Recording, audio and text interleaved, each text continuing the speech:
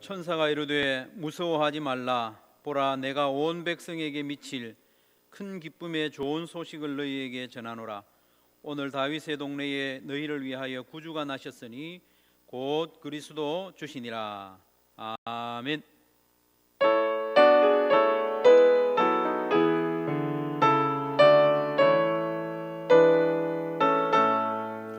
천만 가문 성도여 다 이리 와서 베들레헴 성 안에 가봅시다. 성우의 누이신 아기를 보고 엎드려 절하세. 엎드려 절하세. 구주 나셨네. 아멘.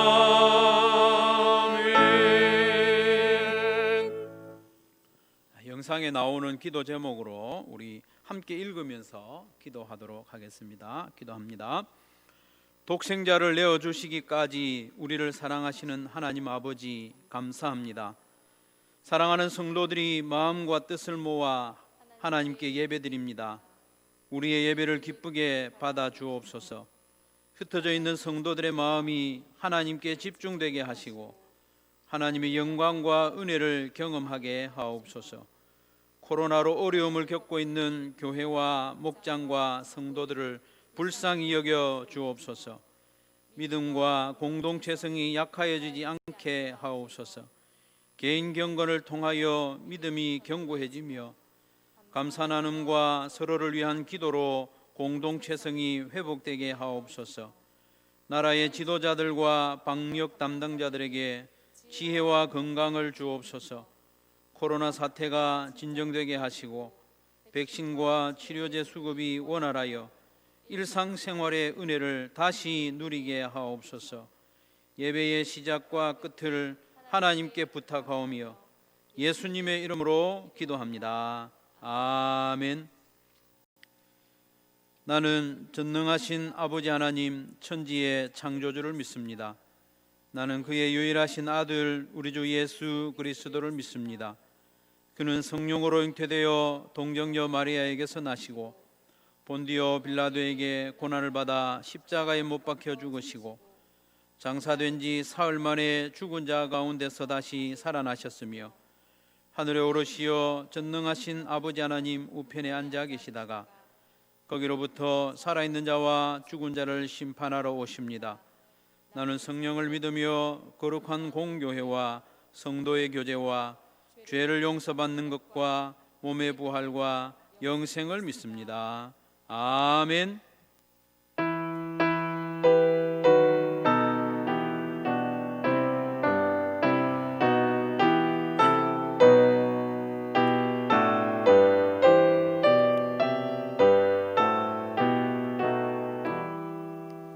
만백성 기뻐하여라.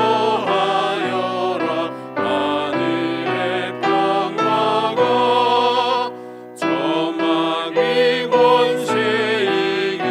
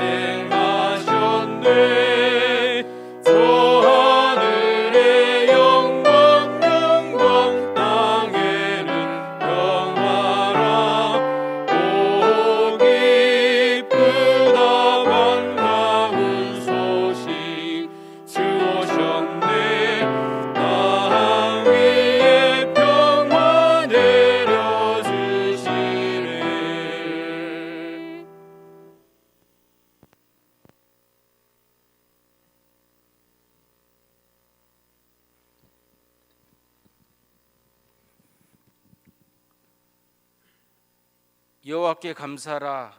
그는 선하시며 그 인자하심이 영원함이로다. 아멘. 2020년 한 해도 주님의 은혜 가운데 지켜주시고 지금까지 인도해 주신 하나님, 오늘 또 거룩한 성일 우리에게 구원을 베푸신 하나님의 사랑에 감사와 찬양과 경배를 올려드립니다. 연약하게 죄를 지을 수밖에 없는 죄를 긍휼히 여겨 언제나 주의 말씀으로 인도해 주시고 오늘 또 내 자아와 생각을 내려놓고 주님께만 온전히 드려진 예배가 되게 하여 주시옵소서. 감히 하나님 전에 설 수 없는 죄인들이오나 그리스도의 보혈의 은혜로 주님 앞에 고개 숙여 싸우니 용서하여 주시옵소서. 감사하신 하나님, 주님께서 한 해 동안 베푸신 은혜를 기억하며 감사의 기도를 올려드립니다. 오늘 한소만 가족들이 코로나19로 주님 전에 나오지는 못하지만 각 처소에서 온 마음 다하여 영상으로 드리는 한소만 가족들의 심령에 감사의 영을 부어 주시옵소서. 특별히 2020년 코로나라는 어려운 역경 가운데도 당신의 몸낸 교회와 한소만 가족들을 눈동자같이 지켜주셔서 감사를 드립니다. 두려움에 주저할 때마다 두려워 말라, 놀라지 말라 하시며 다시 일어설 용기를 주시니 감사합니다. 불안한 마음이 있는 우리에게 평강을 주시니 감사합니다.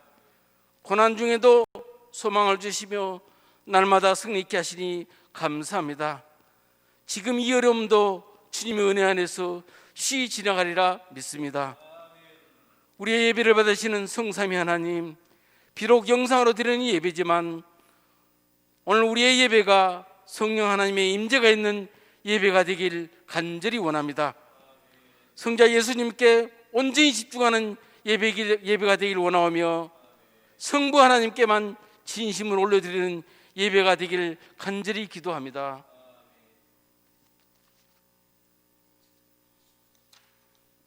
한소망의 온 가족들이 마음을 다하여 예배하고 십자가를 붙들고 예배하기를 원합니다. 하나님, 우리의 예배 가운데 찾아와 주시고 만나 주시고 영광을 받아 주시옵소서. 이 시간 말씀을 전하는 산임 목사님을 위해서 기도합니다. 하나님의 영으로 충만하게 하시고 말씀의 권세를 허락하시어 은혜의 말씀, 진리의 말씀, 소망의 말씀이 선포될 때 듣는 이마다 심령이 뜨거워지고 내면이 변화되고 영이 다시 살아나고 삶이 새로워지는 시간이 되게 하여 주시옵소서. 말씀을 들을 때 기도가 회복되고 찬양이 회복되고 우리 주님의 십자가의 사랑이 회복되게 하여 주시옵소서.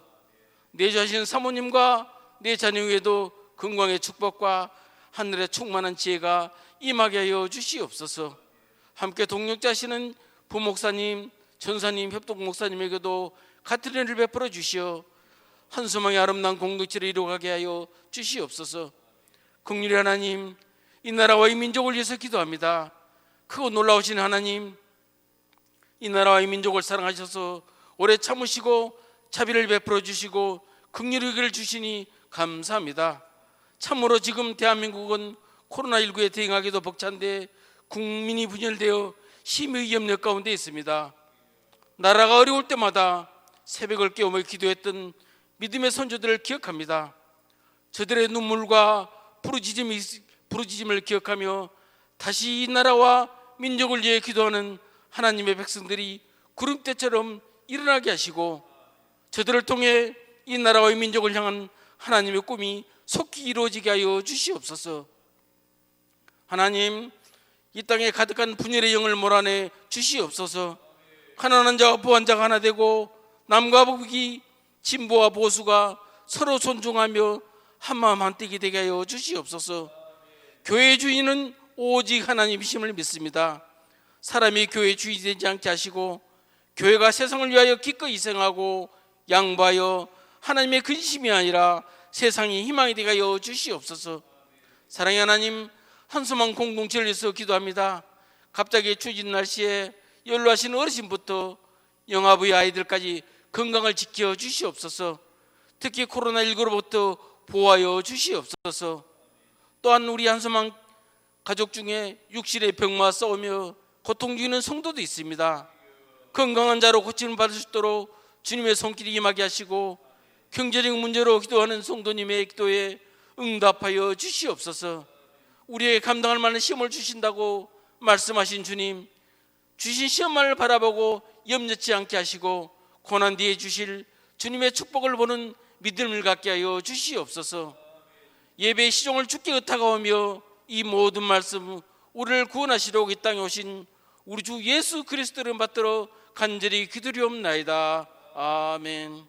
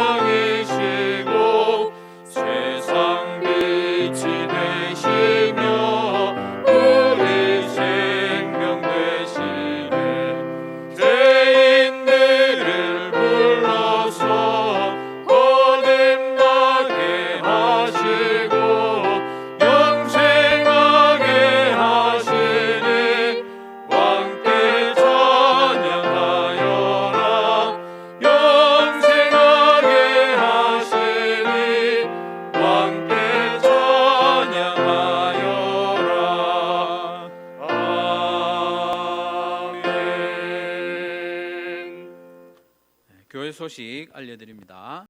오늘은 코로나 거리두기 2.5 단계로 인해서 영상으로 가정에서 예배를 드립니다.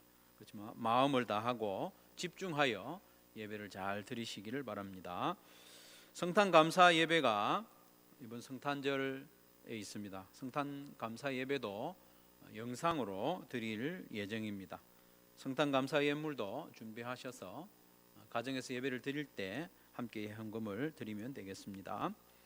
오늘 저녁 7시 30분에 줌으로 총목자 목녀 모임이 있습니다. 목자 목녀님들은 준비해 주시고 줌 앱을 먼저 깔아서 기다리시면 되겠습니다. 예수 영접 모임이 12월 26일 토요일 오후 5시 30분에 있습니다. 참가하기 원하시는 분은 24일 목요일 오후 5시까지 사무실로 신청해 주시기 바랍니다. 매일 성경 21년 1월 2호로가 나왔습니다. 목장별로 수령하셔서 새해가 되기 전에 배부가 될 수 있도록 해주시면 좋겠습니다. 목원들을 또 한번 신방을 겸해서 이렇게 매일 성경을 배부해 주시는 것도 좋겠다 싶습니다. 도전 300독 김방성 권사님 2독 하셨고 김상준 형제 1독, 성창섭 장로님 2독, 송복규 권사님 4독 하셨습니다. 2021년에는 더 많은 분들이 성경을 1독해서 온 교회가 300독 할 수 있도록 준비가 되면 좋겠습니다. 지금부터 미리 매일 한 석 장, 주일에는 5장 성경을 읽어 나가면 새해에 들어서 시작하기가 어렵지 않을 것 같습니다. 목자 목녀 수련회가 1월 1일 금요일 오전 10시에 한소망 교회당에서 혹은 영상으로 있을 예정입니다. 목자 목녀님들 기억하시고 시간을 조정해 주시면 좋겠습니다. 신년 특별 새벽 기도회가 1월 4일부터 금요일 8일까지 있을 예정입니다. 목장 모임 이번 주간에도 온라인으로 해 주시면 되겠습니다. 줌으로 할 수 있으면 짧게라도 줌으로 할 수 있도록 해 주시면 좋겠습니다. 감사 나눔을 목장마다 가정마다 잘 할 수 있도록 한번 시도해 봐 주시고, 속히 다른 분들이 동참하지 않는다고 해서 낙심하지 마시고 진득하게 계속 진행을 해 나갈 수 있기를 부탁드립니다. 김완섭 형제가 지난 주 중에 이제 완전히 전역을 했습니다. 축하합니다. 나머지 광고는 주보를 참조하시고요. 이 시간에는 행복의 길 간증 황인순 목자님 나오셔서 행복의 길 마치면서 간증을 해 주시겠습니다.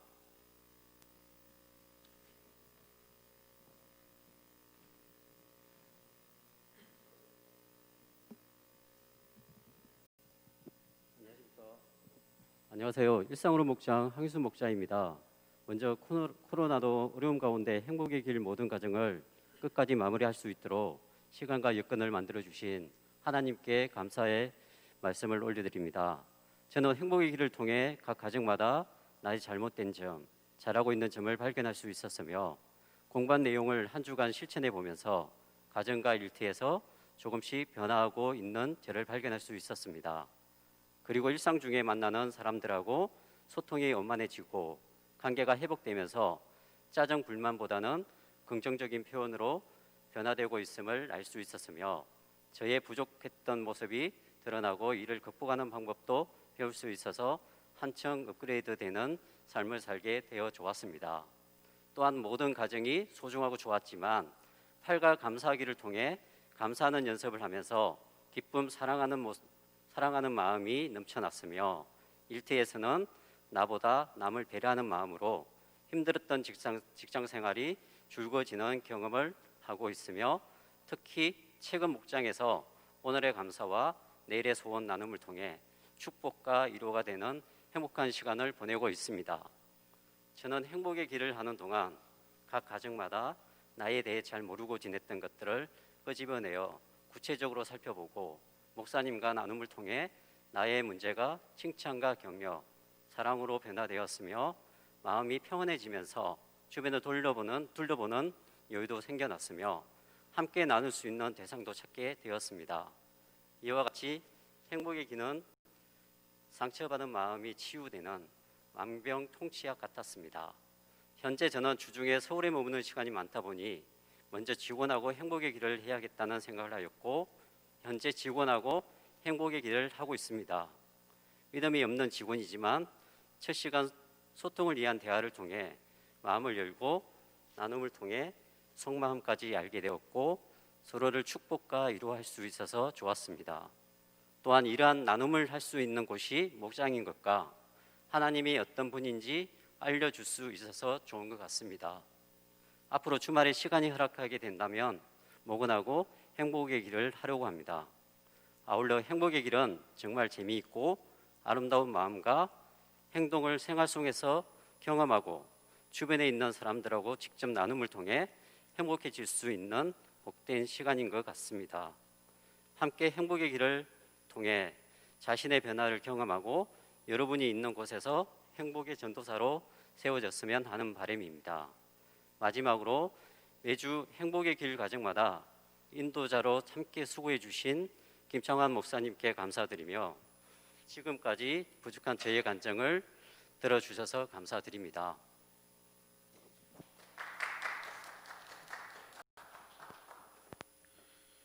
귀한 간증 감사합니다. 행복의 길은 만병통치약과 같다 이렇게 간증해 주셨고, 또 바쁜 중에 직장에서 행복의 길을 시작했다고 하니까 너무나도 감사하네요.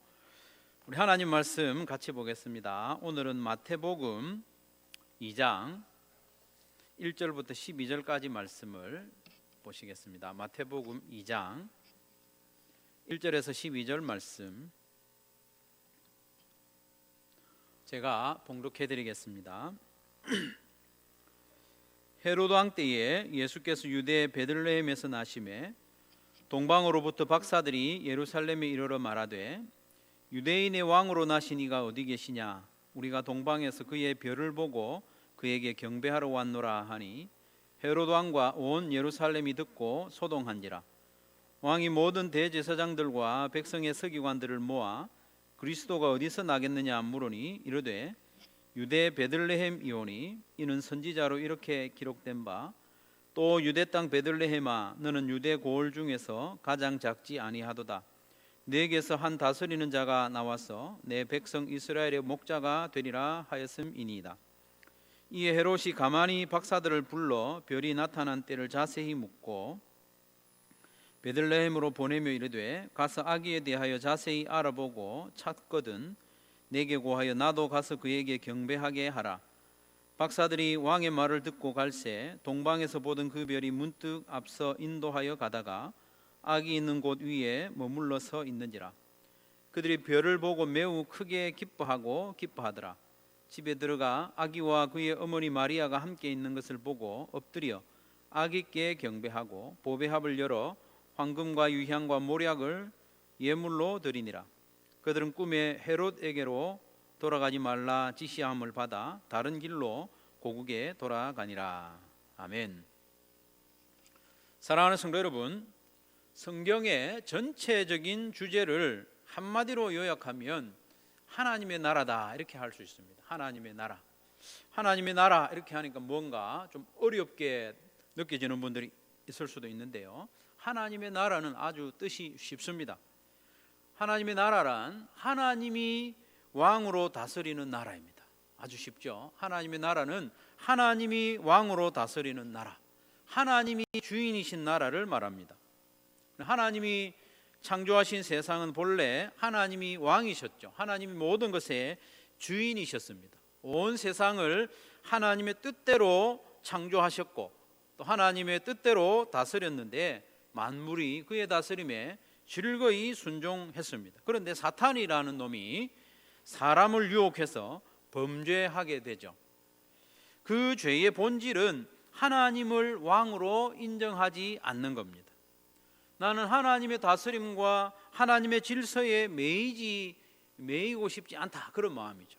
그래서 나는 하나님이 시키는 대로 하지 않고 내가 스스로 판단해서 행동하며 살겠다 하는 그것이 죄입니다. 그래서 하나님께서는 그러면 그렇게 한번 살아봐 이렇게 허용하셨죠. 로마서 1장 후반부에 보면 하나님께서 그렇게 허용하셨단 말씀합니다. 마음에 하나님 두기를 싫어하며 그렇게 내버려 두셨다 이렇게 말씀하시죠. 아담과 하와가 범죄한 후로 인류는 하나님이 아닌 자기 스스로 왕노릇하며 지내왔습니다.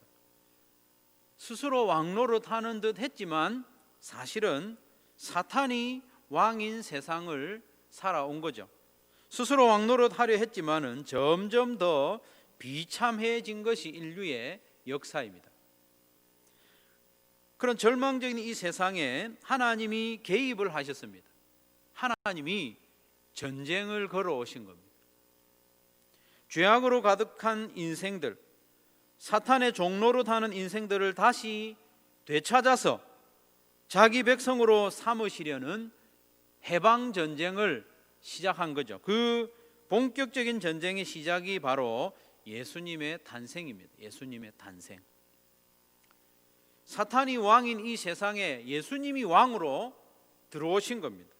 그래서 마태복음은 전체적으로 예수님을 왕으로 묘사합니다. 왕으로 예수님을 묘사하죠. 왕이신 예수님이 언제 어디서 태어나셨는지 오늘 본문 1절에서 알려주고 있습니다. 헤로드 왕 때에 예수께서 유대 베들레헴에 나시매라고 했습니다. 예수님이 태어나신 곳은 베들레헴, 다윗의 동네, 다윗 왕이 태어났던 그 베들레헴에서 태어났죠. 그런데 이 유대에는 이미 왕이 있습니다. 왕, 헤롯이라는 왕이 버젓이 있죠.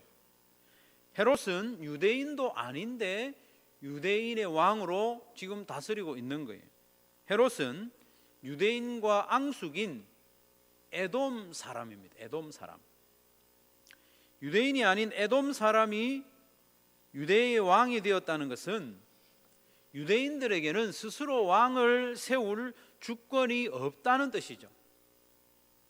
유대인들이 스스로 왕을 세우지 못하고 누군가가 왕을 임명해서 헤롯이 왕으로 다스리고 있는 거죠. 당시에는 로마 제국이 유럽과 아프리카, 근동아시아의 모든 나라를 다스리고 있었는데 이스라엘도 로마의 식민지였습니다. 그런 상황에서 이 헤롯이라는 인물이 로마 제국의 황제에게 잘 보였습니다. 그에게 잘 보여서 유대를 다스리는 왕으로 임명을 받은 거죠. 어쨌든 엄연히 유대의 왕으로 헤롯이라는 왕이 있는데 예수님이 왕으로 태어나셨다는 이 말 자체가 전쟁입니다. 도발이죠. 그래서 동방의 박사들이 와서 했던 말은 충격 그 자체였죠. 박사들이 뭐라고 그럽니까? 동방으로부터 박사들이 예루살렘에 이르러 말하되 유대인의 왕으로 나시니가 어디 계시냐? 헤롯이 지금 버젓이 왕으로 있는데 유대인의 왕으로 나시니가 어디 계시냐? 우리가 동방에서 그의 별을 보고 그에게 경배하러 왔노라, 이렇게 말을 하죠. 헤롯이 유대의 왕으로 다스리고 있는데 유대인의 왕이 태어났다고 하니까 얼마나 당황했겠습니까? 엄청 화도 났을 거예요.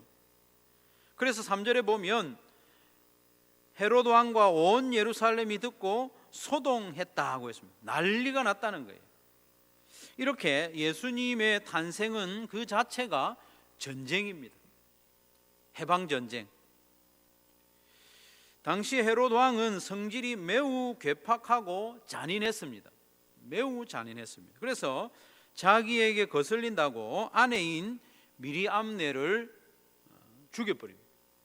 그리고 두 아들도 죽여버리기까지 하는 그런 잔인한 인물입니다. 성경에 나오듯이 베들레헴 근처에 있는 2살 아래의 아들도 다 죽여버리는 그런 잔인한 사람이 헤롯 왕입니다. 그런 헤롯이 유대인의 왕으로 나시니가 어디 계시냐 이런 말을 들었으니까 얼마나 화가 났겠습니까? 그러나 일단 화를 내지 않고 일단 꾹 참고 유대인의 대제사장들과 성경을 잘 아는 서기관들을 불러 모아서 물어봤죠.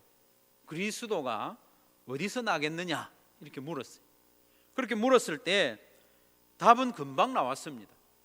성경에 이미 예언되어 있었기 때문에 대제사장들과 서기관들은 금방 답을 했습니다. 5절 6절에 보면 이르되 유대 베들레헴이오니 이는 선지자로 이렇게 기록된 바 또 유대 땅 베들레헴아 너는 유대 고을 중에서 가장 작지 아니하도다. 네게서 한 다스리는 자, 이 왕을 말하죠. 다스리는 자가 나와서 내 백성 이스라엘의 목자가 되리라 하였음이니이다. 다윗을 가리켜서 말할 때도요, 이스라엘의 목자다 이렇게 했죠. 다윗 왕을 가리켜서 하나님께서 선지자로 이미 예언해 두셨습니다. 베들레헴에서 이스라엘을 다스리는 자, 왕, 이스라엘의 목자가 태어날 것이다. 이 답을 들은 헤롯은 동방에서 온 박사들에게 그걸 일러주었습니다. 일러주면서 베들레헴에 가서 왕이신 아기를 찾거든 자기에게도 꼭 알려달라고 자기도 가서 그 왕을 경배하겠노라고 이야기를 합니다. 속셈은 다른 데 있죠.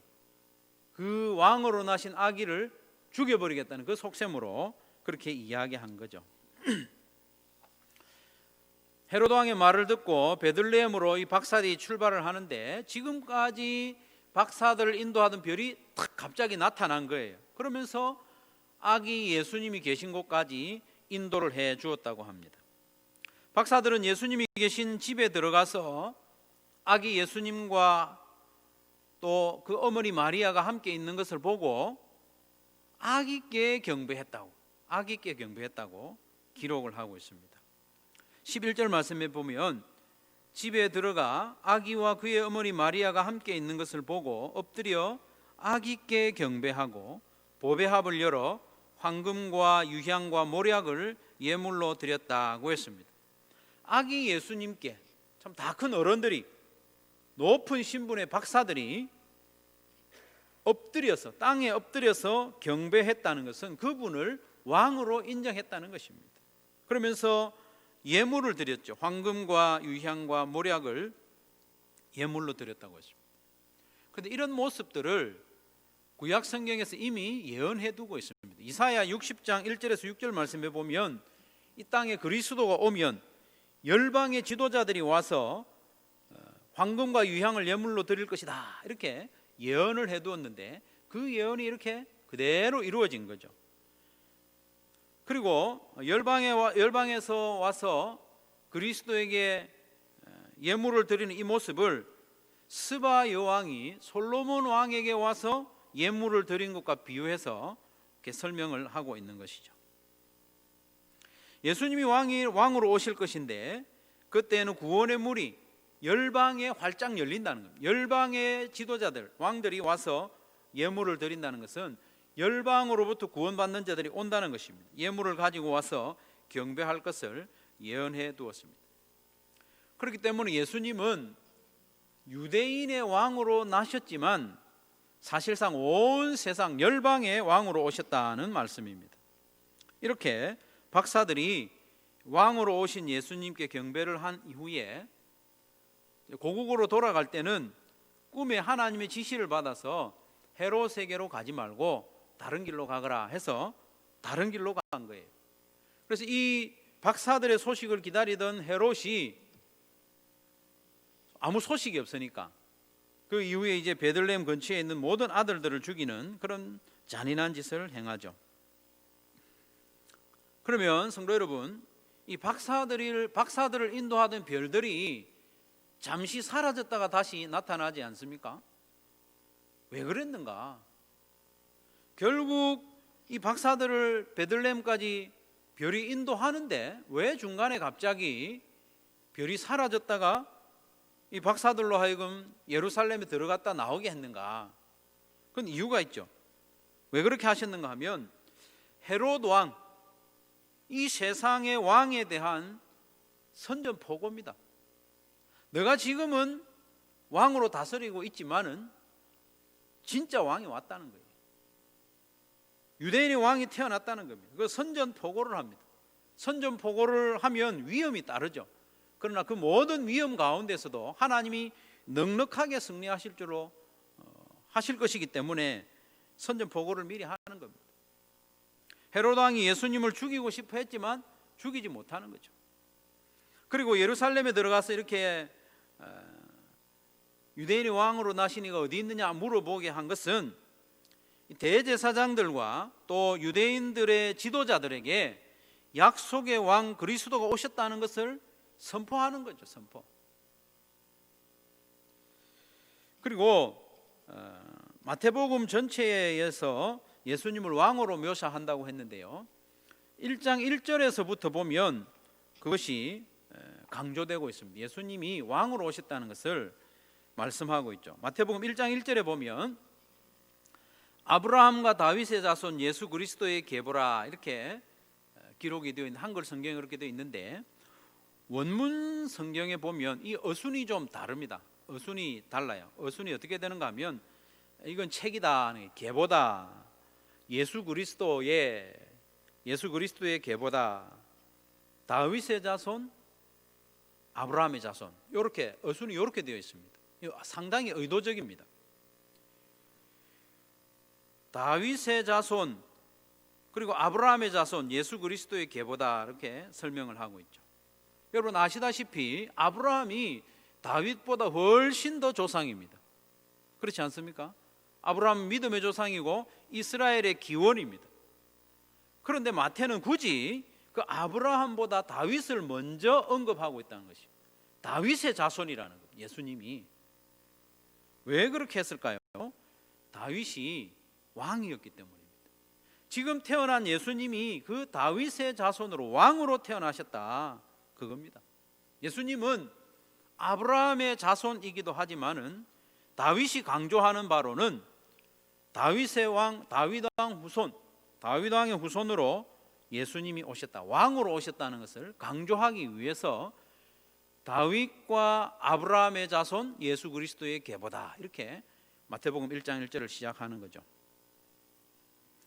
그리고 마태는 예수님이 십자가에 죽으시게 된 결정적인 이유, 죄목이 뭐냐, 그것도 예수님이 유대인의 왕이라는 것을 부인하지 않았기 때문에, 예수님이 내가 유대인의 왕이라는 것을 인정했기 때문에 십자가에 죽으시게 되는 거예요. 아주 중요한 의미가 있죠. 예수님은 유대인들에게 고발을 당하셔서 총독 빌라도에게 재판을 받을 때 이랬습니다. 마태복음 27장 11절에 보면 예수께서 총독 앞에 섰음에 총독이 물어 이르되 네가 유대인의 왕이냐, 네가 유대인의 왕이냐 물었을 때 예수님이 대답하시죠. 네 말이 옳도다. 이 말 한마디 때문에 예수님이 십자가에서 죽으시는 거예요. 빌라도가 예수님을 살려내려고 애를 썼지만은 예수님은 이 말씀을 하신 이후에 다른 말씀을 안 하셔요. 내가 유대인의 왕이라는 걸 인정하고 십자가에 죽으실 이유를 말씀하신 이후에는 자기를 위해서 전혀 변명을 안 하시는 거죠. 그래서 결국 십자가에 달려 돌아가시는데 그 십자가에 붙여진 죄패에도 이렇게 쓰여져 있습니다. 27장 37절에 보면 그 머리 위에 이는 유대인의 왕 예수라 쓴 죄패가 붙었더라. 놀랍지 않습니까? 예수님이 유대인의 왕으로 이 땅에 나셨고 왕의 권세를 가지고 사역하셨고 십자가에 죽으실 때도 유대인의 왕이라는 이유로 십자가에 죽으셨고, 그리고 십자가에 붙여놓은 죄패에도 보면 총독 빌라도가 쓴 거거든요. 유대인의 왕 예수다. 마태는 예수님의 탄생 때에도 예수님은 왕으로 오셨다고 선포했고, 예수님이 십자가에 죽으실 때도 유대인의 왕으로 죽으셨다, 이렇게 기록을 하고 있는 겁니다. 그런데 예수님이 베들레헴의 왕으로 태어나실 것을 정확하게 알았던 대제사장들과 서기관들은 예수님을 왕으로 받아들이지 않은 거죠. 그들 가운데 아무도 베들레헴으로 따라가지 않았습니다. 유대인의 왕이 베들레헴에 났다고 자기들이 가르쳐 줬는데 그 가르침에 따라 이방인이었던 박사들은 베들레헴으로 출발을 했는데 그것을 가르쳐 준 대제사장들과 서기관들은 아무도 한 사람도 따라가지 않았다는 거예요. 온 이스라엘이 기다리고 기다리던 그리스도가 베들레헴에서 태어나셨는데 아무도 따라가지 않았습니다. 베들레헴은 예루살렘으로부터 그리 멀지도 않습니다. 10km도 안 돼요. 한 8km 정도밖에 안 됩니다. 그러나 대제사장들과 서기관들조차도 아무도 베들레헴에서 나신 왕이신 예수님을 방문하지도 않았습니다. 왜 그랬을까요? 헤롯을 두려워했기 때문입니다. 헤롯이 어떤 인물인지 잘 알기 때문에 박사들을 따라 나섰다가는 큰일 나죠. 좀 더 정확하게 말하자면 이 대제사장들과 서기관들에게는 헤롯이 왕이었다는 거죠. 그들은 헤롯을 왕으로 인정하고 있었기 때문에 아기 예수님을 왕으로 인정하지 못했던 겁니다. 하나님이 보내시는 그리스도, 구원해 줄 왕을 의지하지 못한 것입니다.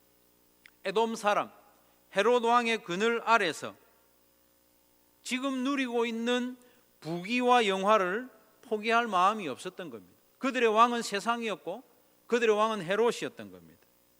이것은 30년이 지나도 변하지 않습니다. 30년 이후에 대제사장들과 서기관들은 예수님을 그리스도, 구세주로 인정하지 않습니다. 왕으로 인정하지 않습니다. 오히려 이방인 빌라도는 예수님을 살려주려고 하는데 이 대제사장들이 나서서 왕이신 예수님을 십자가에 못 박으라고 데모까지 하지 않았습니까? 그들은 자기들이 누리고 있었던 부귀를 왕으로 여기고 그것을 지키기 위해서 왕이신 예수님을 십자가에 내어준 것이죠. 사랑하는 성도 여러분, 오늘 본문에서는 예수님을 왕으로 영접한 이 이방인 박사들, 그들과 예수님을 영접하지 않은 이 유대인들을 묘하게 대비시키고 있습니다. 그러면서 우리에게 도전하고 있습니다. 너희들은 예수님을 왕으로 영접할 것이냐?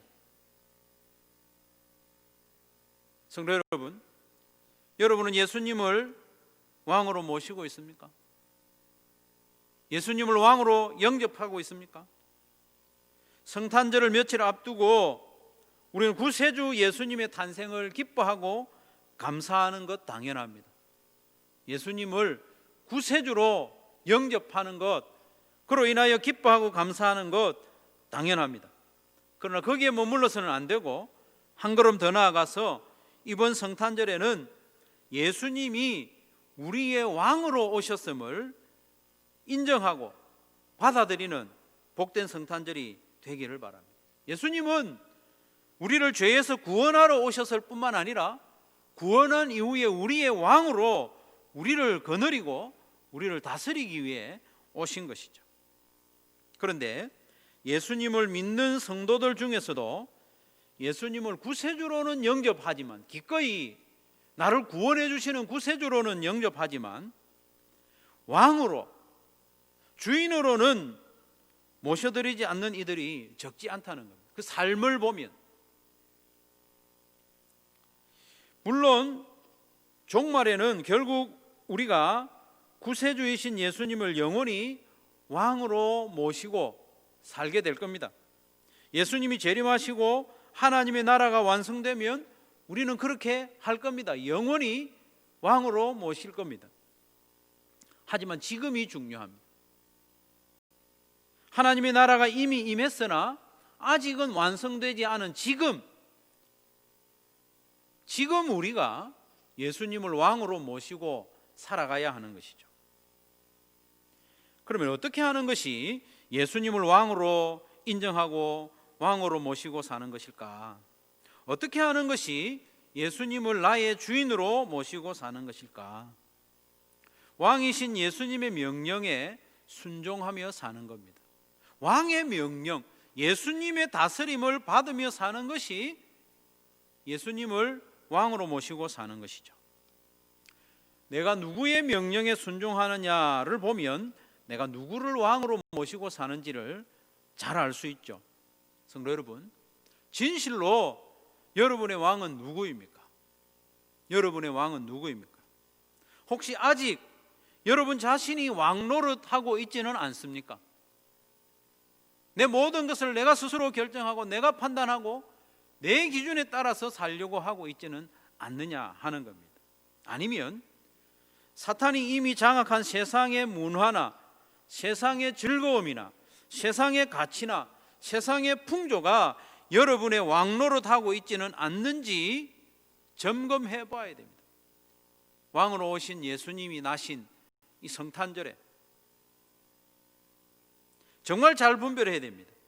정신을 바짝 차리지 않으면 예수님이 아닌 사탄을 주인으로 모시고 사탄이 시키는 대로 살아갈 수가 있는 것이죠. 여러분의 마음을 사로잡고 있는 가치가 무엇입니까? 여러분의 시간과 마음을 가장 많이 장악하고 있는 힘은 도대체 무엇입니까? 여러분의 마음과 시간을 가장 많이 장악하고 있는 그 힘이 바로 여러분의 왕입니다. 이건 부인할 수가 없습니다. 우리가 진정으로 예수님을 왕으로 인정한다면 예수님의 말씀, 예수님의 명령을 우리 마음 중심에 새기고 살아가야 하는 것이죠. 물론 예수님의 모든 말씀을 우리가 다 지키며 살 수는 없지만 예수님의 중요한 명령, 그 명령은 우리가 마음 중심에 새기고 살아가야 하는 것이죠. 대계명과 대사명, 특별히 예수님께서 왕으로서 왕의 권위로 주신 명령이 있습니다. 부활하신 예수님께서 승천하시기 전에 제자들에게 주신 마지막 명령, 지상명령, 이건 왕의 명령입니다. 여러분, 마태복음 28장 18절에서 20절 말씀에 보면 예수께서 나와 말씀하여 이르시되 하늘과 땅의 모든 권세를 내게 주셨으니, 이건 왕으로서 하는 명령이라는 겁니다. 하늘과 땅의 모든 권세가 내게 있다는 거예요. 예수님이 왕이라는 겁니다. 그 왕이 명하노니 그러므로 너희는 가서 모든 민족을 제자로 삼아 아버지와 아들과 성령의 이름으로 세례를 베풀고 내가 너희에게 분부한 모든 것을 가르쳐 지키게 하라. 볼지어다 내가 세상 끝날까지 너희와 항상 함께 있으리라 하시니라. 아멘. 영혼 구원하여 제자 삼으라는 이 명령이 예수님이 왕으로서 내리신 명령이라는 겁니다. 코로나 시대에 괜한 부담만 더 얹어드리려고 하는 말씀이 아닙니다. 오히려 이 코로나 시대를 우리가 잘 견디고 정면으로 돌파하고 한소만 교회와 목장들이 더 단단하게 설 수 있는 길이 바로 이 예수님의 명령을 붙드는 길입니다. 이 코로나 시대에 여러 가지가 위축되고 활동이 제약되지만은 이 명령 붙잡는 겁니다. 물론 제약이 있지만은 예전보다 우리의 활동이 제한이 있지만은 그래도 우리 마음 중심에는 이 명령을 붙잡는 겁니다. 왕이신 예수님의 명령을 붙잡고 순종하려고 애를 쓰고 헌신하면 어떻게 됩니까? 하늘과 땅의 모든 권세를 가지신 예수님께서 항상 함께 하실 것이겠다. 임마누엘, 항상 함께 하겠다고 말씀하기 때문입니다. 마태복음 28장이 임마누엘로 마친다고 했습니다. 임마누엘. 왕이신 예수님이 우리와 함께 하신다. 마태복음 1장에도 보면 예수님의 이름을 임마누엘이라고 했습니다. 임마누엘. 예수님이 이 땅에 오신 것은 왕으로 오셨고 우리와 함께 계시는 하나님으로 오셨다는 거예요. 그 예수님이 승천하시면서 뭐라고 그럽니까? 왕의 명령에 순종하여 헌신하면 내가 너희와 항상 함께 하겠다. 능력으로 함께 하겠다는 겁니다. 왕이신 예수님의 명령을 붙잡고 순종하는 것이 우리가 살 길입니다. 이걸 피하면 안 되는 거죠. 그러니 2020년 성탄절을 며칠 앞두고 왕으로 오신 예수님의 지상 명령에 순종하는데 한 걸음 더 나아가는 것을 왕께 드리는 예물로 삼으시기 바랍니다. 그렇게 하기를 원합니다. 왕이신 예수님의 명령에 한 걸음 더 나아가는 것을 왕께 드리는 예물로 삼읍시다. 아직 VIP를 마음에 정하지 않고 있는 분은 5명의 VIP를 정하는 거죠. 5명의 VIP를 정하는 이것을 왕이신 예수님께 드리는 예물로 드리는 거죠. 그렇게 한다면 이 동방의 박사들이 가지고 왔던 이 황금과 유향과 모략보다도 우리 왕이신 예수님이 더 기뻐하실 겁니다. 그건 틀림없는 일입니다. 어떤 선물을 왕이신 예수님께 드리겠습니까? VIP를 5명 품는 거예요. 품기만 해도 우리 주님은 기뻐하십니다. 이미 VIP를 정하여 기도하고 있는 분은 이번 성탄절을 즈음해서 정성을 담은 선물을 VIP에게 한번 전해 보십시오. VIP에게 정성을 담아 선물을 하면 그 선물을 왕이신 예수님께 드리는 예물로 받아주실 겁니다. VIP와 이미 관계가 조금씩 깊어가고 있는 분은 행복의 길을 한번 권면해 보십시오. 오늘 황희순 목자님 간증을 했습니다마는 VIP와 행복의 길을 1대1로 하는 것이 매우 효과적입니다. 이걸 준 목장이라고 합니다. 목장이랑 1대1 목장이라고 하죠.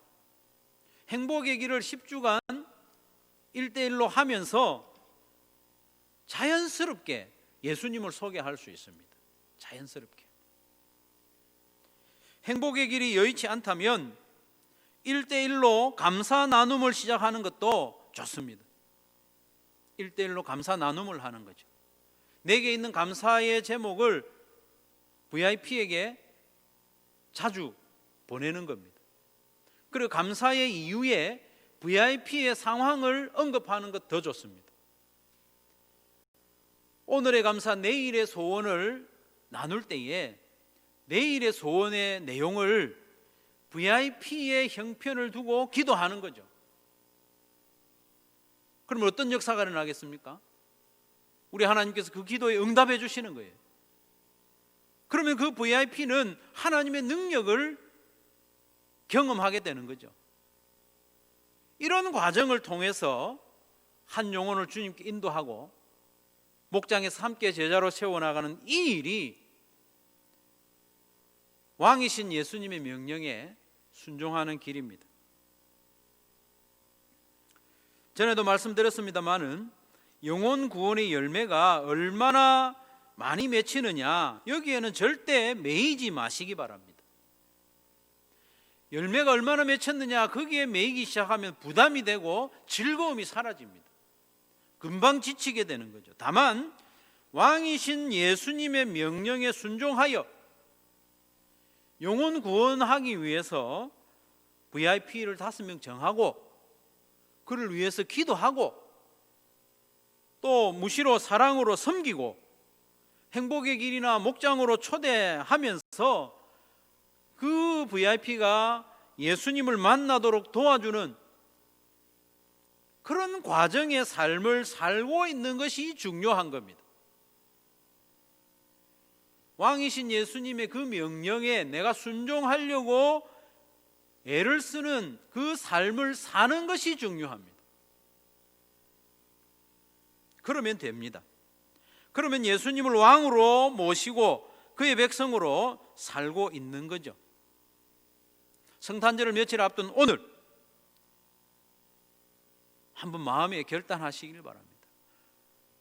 왕이신 예수님께 우리가 예물도 드려야 하고 또 예수님이 우리의 왕이시기 때문에 왕이신 예수님의 명령에 순종하는 삶을 살아야 하는데 그 길이 영혼 구원하여 제자 삼는 것이라는 겁니다.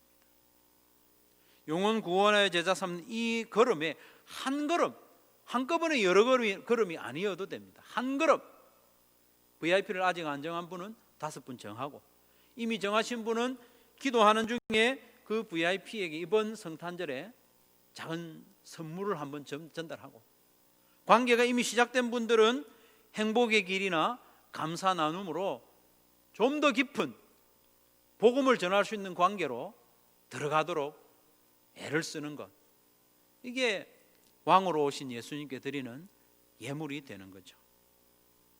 영혼 구원하여 제자 삼으라는 이 왕의 명령을 마음 중심에 품고 우리의 삶 전체가 거기에 순종하는 긴 여정이 되기를 주님의 이름으로 축원합니다. 우리 말씀을 기억하면서 잠시 기도하기를 원합니다. 예수님은 이 땅에 아기로 오셨지만 왕으로 오셨습니다. 죄의 매인 우리, 사탄의 종노릇 하는 우리를 해방시키기 위하여 왕으로 이 땅에 오셨는데 우리가 그 예수님을 왕으로 인정하고 모셔드릴 수 있도록 구세주로 영접할 뿐만 아니라 왕으로 영접하고 모든 일에 예수님의 말씀에 순종하는 삶을 살되, 특별히 왕으로서 우리에게 내리신 명령, 영혼 구원하여 제자 삼는 그 일에 한 걸음, 많이도 아니고 한 걸음, 내 지금 삶에서 한 걸음 진일보할 수 있도록 구체적으로 결단하고 한 1분 동안 기도하도록 하겠습니다. 기도합시다. 사랑의 아버지 하나님, 감사합니다. 감사합니다. 예수님이 이 땅에 오심은 구세주로 오셨을 뿐만 아니라 우리를 하나님의 자녀 삼으시고 하나님의 백성 삼으시고 우리를 다스리기 위함임을 고백합니다. 하나님 아버지, 우리가 예수님을 우리의 왕으로 인정하고 영접한 증거로 예수님의 그 지상 명령에 순종하는 삶을 하루하루 살아갈 수 있도록 도와주시기를 원합니다. 우리가 이 땅 살면서 사탄이 장악한 이 세상의 문화와 가치와 기쁨, 거기에 마음을 온통 빼앗기고 예수님이 우리에게 맡기신 사명, 왕의 명령을 등한히 하고 우리가 살고 있지는 않습니까? 하나님, 우리의 마음을 깨우쳐 주시고 결단하게 하시고 영혼 구원하여 제사 삼는 그 왕의 명령에 한 걸음 나아가는 이번 성탄절이 되게 해주시기를 간절히 원합니다. 그리하여 왕이신 예수님이 기뻐하시는 예물로 영광 돌리는 복된 성탄절이 되게 하여 주시옵소서. 예수님 이름으로 기도하옵나이다. 아멘. 우리 찬양하며 준비하신 예물 드리겠습니다. 각 가정에서도요, 헌금위원이 봉헌의 수종 들어주시면 좋겠습니다. 우리 찬양하며 예물 드립니다.